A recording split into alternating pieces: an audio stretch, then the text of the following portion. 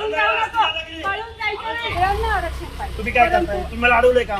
सगळ्यांना तुम्ही दादागिरी करताय का? मी तुमच्याशी बघा असं काय, ही काय चर्चा करायची पद्धत आहे का?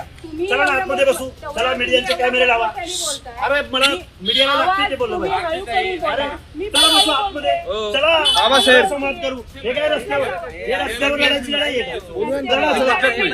हे पद्धत नाही. महाराजांच्या म्हणजे आम्ही आमच्या प्रश्नावर बोलतोय. चुकीचं बोलतोय. आवाज हळू करून बोलायचं. तुम्ही आवाज हळू करा. हळूच आहे. हाके बंद करा. हाके हळूच आहे. पळून जाऊ नको, पळून जायचं नाही. कोण पळून चाललंय? काय चाललंय? कोण पळून चाललंय? एक मिनिट. मग काय? तुम्ही महिला आहे, तुमचा मी इज्जत करतो. मी तुम्ही रिस्पेक्ट काय अडवताय?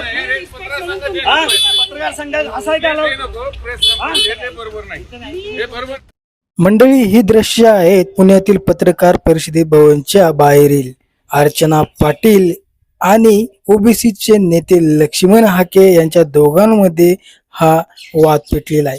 हा वाद खरा तर त्या दिवशीचाच नव्हता. हा वाद बऱ्याच दिवसापासून दोघांमध्ये चालू होता.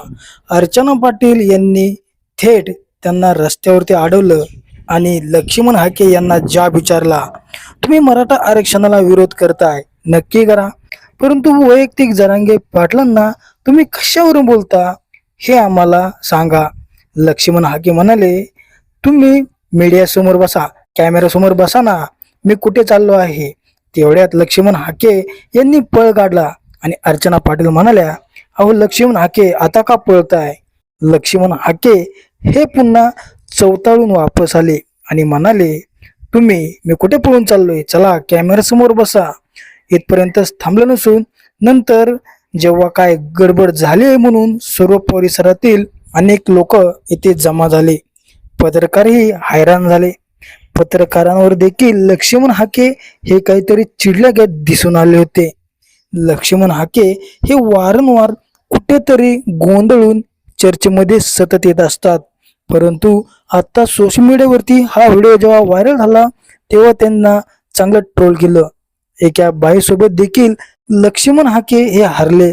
लक्ष्मण हाके यांना कुठलेही अक्कल नसताना एका बाईशी भिडले असं देखील त्यांनी सोशल मीडियावरती टीकास्त्र करणाऱ्यांनी लक्ष्मण हाके यांना धुतलं आहे. लक्ष्मण हाके आणि अर्चना पाटील यांच्यात हा दोघांमध्ये झालेला वाद हा इतका विकोपाला गेला आहे की लक्ष्मण हाके हे मात्र आता त्या अर्चना पाटील यांच्याविषयी पुन्हा मीडियावरती येऊन बोललेले नाहीत. नेमका प्रश्न असा पडलाय, लक्ष्मण हाके हे वारंवार मराठा समाजालाच का टार्गेट करताय? तर मंडळी, तुम्हाला या सर्व गोष्टींवर काय वाटतं कमेंट सेक्शन मध्ये नक्की कळवा आणि आमचं लोकसंग्रह YouTube चॅनल अजून सबस्क्राईब केलं नसेल तर सबस्क्राईब नक्की करा.